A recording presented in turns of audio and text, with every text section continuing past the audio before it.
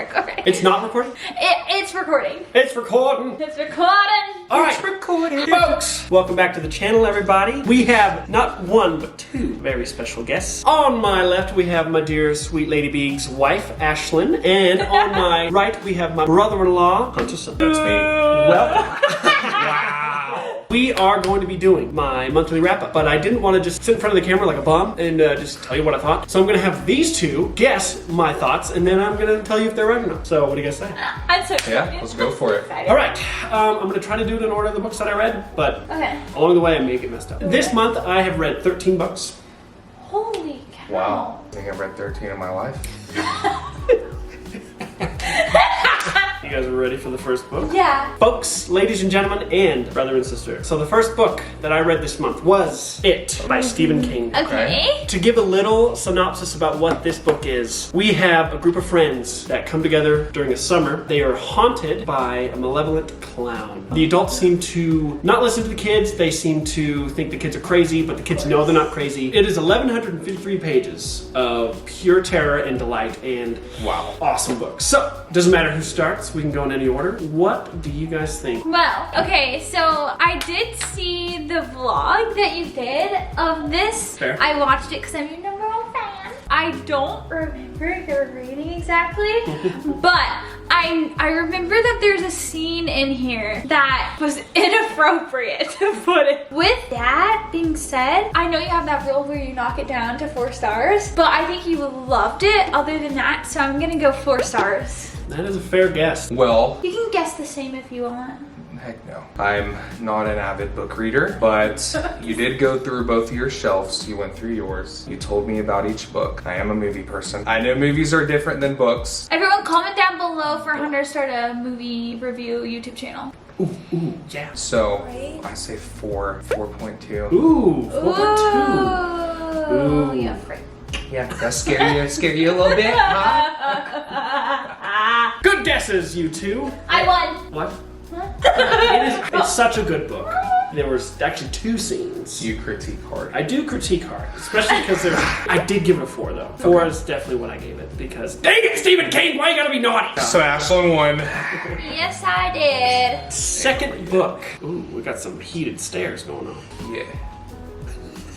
Second book that I read this month was A Storm of Swords by George R. R. Martin. That is a Game of Thrones book 3. So it's hard to talk about what this book is about. You've seen the show, so it's pretty much I have. season 3. Epic, just freaking insanely good. George never disappoints me, ever, ever, ever. There are some gratuitous sex stuff in there as well. Game of Thrones. Oh, So, well, It is. that actually helped me with my rating. If I would have known that, I would have lost this round. So now I'm gonna win for sure. This one is so good. This book. Okay. This freaking book. Okay. What are you thinking? Well, you said it's so good. It is so good. Oh, that's easy money. Well, I've heard that from like anybody that's read Game of Thrones. The show's good till the last season. I hear everything but good reviews about the book. So 4.6. Okay. Okay. 4.65. I'm gonna say 5. Think hard. You're gonna say 5? No! 4.5. I'm going 4.5. Both of you are wrong. On the nose, it's a 4. Wow. Well, shucks. Wait, so we have to get the score right, exact, to get a point. Yeah. The next book, Lady and Gentleman, was The Road by Cormac McCarthy. The Road was an interesting read for me. It is basically about a father and a son traversing a post-apocalyptic world. There's no explanation for what happened to the world, but you're dumped into this post-apocalyptic scene, and it is honestly heart-wrenching. Like there's some parts that like threw me through a loop. They came across like sheds full of like people that were imprisoned and some people were tortured and like they're screaming for help and they're just like, what do they do? Do they help? Do they not? And their whole point, they're trying to get to the coast. And I will say, once they got to the coast, I was like, why did we rush to the coast for this? Because like they just kind of chill on the beach until some stuff happens and then they like leave. Okay. I don't know. The third act kind of got weird, but the ending was like heartbreaking. So my first Cormac McCarthy book, there is one big major thing about this book that I hated. And that was the dude refuses to use punctuation. When people speak, there's no quotation marks. You don't know who's speaking, and you don't know who they're speaking to, and you really don't know what they're speaking about. But I did listen to an audiobook on YouTube, so that helped a ton. But that's huge. That's big because it's like you gotta use punctuation. It's like silly. That's crazy. An author wouldn't use punctuation. We're rotating, so you go first. I'm gonna say 3.5. Like, I think you enjoyed it, but I don't think it was anything too special for you where you're like, this was insane. I think you would recommend it to people, but I think some aspects of the book weren't redeemable enough. Like, it was still good. Go on, Donnie. Would you read it again? I would give it one more try. I would. 3.75. Looking back on this book, it is a 3.25. It is. Really? I respect it. At least it was a 3.5. The post-apocalyptic part is the best part about this book. But not your favorite post-pop. Post-apocracy. Post-appreciation. Post-Maloney. The next book on the list was Jade Legacy by Fonda Lee. This is a fantasy book in a trilogy called the Green Bone Saga. It is basically The Godfather meets magic. The whole premise of the books are there's this resource called Jade. There's a certain people who have a biological predisposition to Jade, and Jade makes them pretty much superhuman. And this one was honestly my favorite of the 3 books. So you liked them all? Yes, I love them all. And this was an excellent conclusion to the whole series. I'm kind of sad that there's not a 4th book. There is some sexual stuff. That changes my rating. Yeah, there's some sexual stuff in there that was kind of like, what? And then there was some some stuff in the middle that I was kind of like, we could trim the fat and it wouldn't have to be a 700-page book. Everything besides those things, perfect. You kept yawning in the game show. I say 4.25. Oh, I'm saying 4.5. It's a 4.25. It's a tie game. It's anyone's game. You both have one. I'm glad you won one. First of many. The next book, Ooh. The Dark Tower by Ooh. Stephen King. The Dark Tower. This is the 7th and final book. Technically it's the 8th and final book. Probably the best series I've read all year. Excellent, excellent. Okay. I don't even know what to say about this. This just wraps things up so beautifully. The journey to the Dark Tower with Roland and the gang. There were some awesome action scenes. There were some terribly bittersweet moments. And there were some grievous, grievous, heartbreaking losses when a few certain characters perished on us on the way. And I absolutely couldn't accept it. There's no sex, so it's up in the air. Probably my second favorite of the whole series. But you love the series. I love the whole series. It's so good. Okay, I'm gonna go...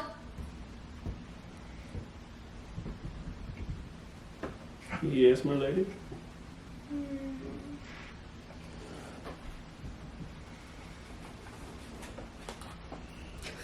We don't have all day. I'm gonna go 5 stars. It's not your favorite But it is. of the series. But it is. It's so high up there, but it's not my favorite.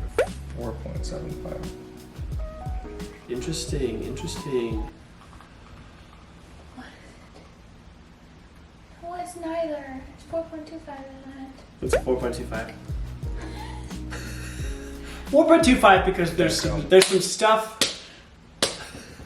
It was just there was just some fluff. It's over 800 pages. Very good. Pick it up. Joel, I'm talking to you. Yeah, I know you love the series. Next, we're moving into the book swap books. I have an advantage. You do, but I've also had time to ruminate on these, so they could change. You never know. I mean, none. The next book I read was The Inheritance Games by Jennifer Lynn Barnes. Old Jenny. This book was awesome. I mean, a poor girl inheriting literally $46.2 billion from a man she's never met, and having to deal with the politics of his family who thought it was going to go to them. And then all the stuff that she has to discover and dig into and unravel to figure out why the heck she was picked by this stranger. The craziest plot twist and reveal simultaneously at the end of this book made this book so good. Well, She does that. And it's YA, so there's nothing crappy in there. you're obsessed with it and freaking loves it. I have to go 5. I'm gonna go 4 stars because it was a solid, so good. And that last little bit makes it 5-star worthy, but I don't think it was 5 stars. I think it's Hold like on. 4. Have you read the other ones? No. I guess the only thing that I didn't care about was the romance, because I don't really care about teenage romance. So is it hard for a book to be a 5-star? This month it was easy, because a lot of books were so good. Oh crap. It's easy to get 5 stars with some of these books, man. Okay, I'm locked in. Well, 4. my friend, it is a 4. Okay, thank you so much. There's a few books that I don't have physical copies of. The next one is Finlay Donovan is Killing It. So, Finlay Donovan. She's killing it. This book is essentially about a woman who is an aspiring author. She's kind of down on her luck, doesn't have the greatest success with her career. She is a mother of 2, divorced from her ex-husband because he was a turd muffin. And she's months behind on most of her bills because she's not getting paid from her books. And so she has a meeting right at the beginning of the book with her agent. The way they talk about her up-and-coming book, you would think that they're plotting a murder. And what's so funny is that somebody sitting close by actually thinks that they're plotting a murder. So they slide her a note. And so she calls the number. Basically, the person on the other end's like, I got someone I need you to take out because they're a real bad person. And so she gets somehow roped into being a hitman. It's the funniest book I have read all year. There's nothing really bad I can think about this book. Whose turn? I go first. I'm gonna say freaking Finlay. It's well, I'm not gonna say that because you could use it to your advantage. It has to be like 4.5. Is it like a I loved it one time read? It is I loved it. I definitely will read the sequels. 4.25. 4.25. Okay. Okay. It is a 4.5. No problem. That's cool. I'm down 3-1. I love comebacks. So the next book is The Housemaid by Frida McFadden. There was nothing in this book that I could deem poor. I loved it through and through. It was one of those that took me on a journey, and she just kept amping up the stakes, and she kept throwing these plot twists at me. And again, the end of that book. Part 2 alone is worth the entire trip. You said some are worth a 5. Yes, some of these are definitely worth a 5. Have there been any 5s yet? No. This could be the first. Ooh. You absolutely loved it. There's like nothing wrong. Yeah. Pretty much, yeah. I didn't think there was anything in the middle either that was like, yeah, we could have done with that. It was just awesome. A really good book. Yep. Did you like it? Yeah, that's the first time I've actually like loved a book. 5. 5, okay. I'm gonna go 5. 5! So we're right. 5! Yes, you both get a point. The next book is also one I don't own. It is A Knight of the Seven Kingdoms by George R.R. Martin. So the guy who wrote Game of Thrones. He wrote this full-fledged novel about this knight who wants to be the greatest knight in the Seven Kingdoms. He somehow picks up a squire to basically help him with all his knightly duties while he tries to go to tournaments and win. Dude, there was so much wit and humor between these two characters. The little boy's name is Egg, and he's like 9 or 10. Egg! EGG. I think AEG, because it means something else. There's a plot twist with the kid's identity, and it was like, That's cool. it blew my mind. So his name is Egg, and then the knight himself is named Sir Duncan or Sir Dunk. And they get roped into the craziest political situations where it's like, why? Why did you say yes to this? And it was just, there was some stuff in the middle that I was kind of like, man, this is kind of the most boring George R.R. Martin book that I've ever read. Like the first part was awesome because he was just being a knight and he was like jousting and it was awesome. And then the middle was kind of like, I could have done without this part, maybe we could have done it slightly different, maybe it would have been more entertaining. And then the end, the third part was like sick. It was so good. You make it so hard. I thought I knew, but Yeah, it's a pretty good book. It's okay. It's not my favorite George R.R. Martin book, and it doesn't beat any of the Game of Thrones books. And this one's super clean. There's nothing sexual in it. what made it slow for you in the middle? The middle just seemed like I didn't know why he was in this situation in the first place. He goes from a tourney knight to like a sworn sword. I just didn't get why there was this needless drama. And I also kind of zoned out between parts 1 and 2. So like I don't really know why he got into the service in the first place.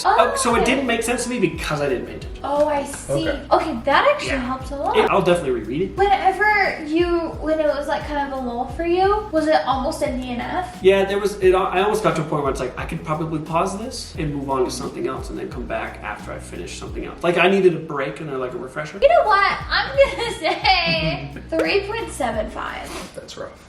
Is that what you're gonna say? What did I do? 3.5. Ooh, 3.5. it was also between I that think two. that- Yes, Okay. definitely not a 4. And it is 3.5. Good job. 4 to 3. Whoa, really? That's where we're at? Whoa. The next book we read was Best Served Cold. This is your classic revenge story. She is a high-ranking mercenary in an army of mercenaries. She works for a guy named Grand Duke Orso, and he gets a little threatened by her popularity, so he kills her brother and has her body thrown off of a mountain, and somehow she survives. And she's mended back together in one of the creepiest scenes I've ever read. It's almost like a Frankensteinish. Really? It was creepy, dude. It was so interesting. Abercrombie has a way with his character work and his narrative that just hooks me from beginning to end. All of that happens in the first chapter. Along the way then, so she's like, okay, the 7 men that betrayed me, I'm going to kill every single one of them. One by one. You go along with her and it's kind of like, is revenge really worth it? You see the effect that it has on her. There are some horribly gross sex scenes in here, so it's like, we didn't need this. So that totally, took away from the experience. Other than the sexual stuff, there was no bluff with it. There was no downsides. There was no lulls. It was just action-packed, full throttle, super good. Never got bored. Okay. 4. Is your favorite author? No, I think my favorite author is Stephen King. Is he one of Cool. he's up there? Oh yeah, he's top 3. I say 4. 4. You win! 4 stars, so a tie. We got another tie. Heck yeah. All right, we're getting down to the last 3 So- books. The next book is The Heroes by Joe Abercrombie. The Heroes. What to say? This book is literally a 3-day war. You follow 2 different countries. One country wants to invade this other country to basically make them a part of their union, and then of course this country that's being invaded is like, nah, we're good. We're good. They're fighting in this little valley over basically a hill that has like Stonehenge on it. It's really fascinating how he builds this landscape. But what was the coolest part about this book was you're getting POVs from both sides. So you have characters that you're following in the north and characters that you're following in the south. Okay. And some of them are cameos from his first books, which I thought was awesome. Characters showed up that I did not expect, and it made the experience that much better. Aww. There was some crazy political maneuvering behind the scenes because there's people that aren't directly involved in the fighting that are turning the wheels to get an advantage, and it did it so cool. There wasn't a part where I thought, man, this is just kind of boring. I will say there are some character point of views that I'm like, didn't really need. 4.5. 4.5. Ooh, good. I don't think it's that high. I'm gonna say 3.75. No, I'm gonna say 4. 4. I'm so wrong. 4 stars and 4.5. It's 4.25. I so messed up. The next book is Red Country. Red country, red. He's gone and burned her home. They stole her brother and sister, but vengeance is following them. Wow. All right, Red Country is Abercrombie's take on a Western, but it is set in his brutal world that he writes all of his books in. We follow Shy South, she's the main character, and her cowardly stepfather Lamb. Their farm gets burned down and the children, Shy's little siblings that live there, get kidnapped. Essentially, we follow everybody's journey. Like, Shy and Lamb go after the kidnappers, and the kidnappers sell these kids essentially to a cult in the mountains. It is a crazy book. I mean, the last 2 parts of this book, part 4 and part 5, were the craziest plot twists, dude. Okay. So good. Sure. Really? Yeah. 5 stars. I'm gonna guess 5. I think it's 5. But then it's 5. Yeah, it's 5. 5-star book. So we're either gonna tie or you're gonna win. I'll throw in a bonus Okay. if we get to a tie. All right, the last and final book of the month that I read was Lonesome Dove by Larry Frickin' McMurtry. We follow 2 retired Texas Rangers, Augustus McCrae and Woodrow Call. They basically set out on a cattle drive from southern Texas by the border of Mexico all the way up to Montana. We follow them and other characters along with them. It was a beautiful love story, but also a heartbreaking adventure novel. There were some crazy deaths along the way that I just didn't see coming. There were some crazy plot twists in terms of events that I didn't see coming. I didn't know that I could enjoy a book about ranchers literally driving cattle 3,000 miles. I didn't know that. I didn't know that I could enjoy it that much. But I will say there are some character point of views that I could have done without. I didn't know why they were there. I didn't know why we were exploring their side. I just wanted Gus and Call and Lori. That's all I wanted. And the Indians, holy shit. Holy shit. The Indians, everything about it was crazy. There's no sex. Nope. And if there is, it's mentioned in a way where it's like there's no details. They call it poking. Like, I could buy a poke. So when you guys were talking about poking on Facebook, I was like it takes a new meaning for me now. Is this book like part of a series? Technically he is. He wrote it first before he wrote any other books, and it was so successful that everyone urged him to write a series out of it. Would you read the rest of the series? Oh yeah. I'm going to say 4.25. 4.25. All right. I'm gonna say 5. Because after he read it, he had like a book hangover. Like Okay. he could not stop thinking about it. Is that rare? For me to have a book hangover, yeah, it's kind of rare. Is it 5? Yeah, it's 5. Yeah. Oh yeah, all day long. That was fun. That was fun. All right, so guys, Thank that's the wrap up. We are wrapped up. Thank you for having us. Yeah, Thank you so much. thanks for being here. If you guys enjoyed this, well, you know what to do. Go watch more. Okay, I think without further ado, see you in the next one. Bye.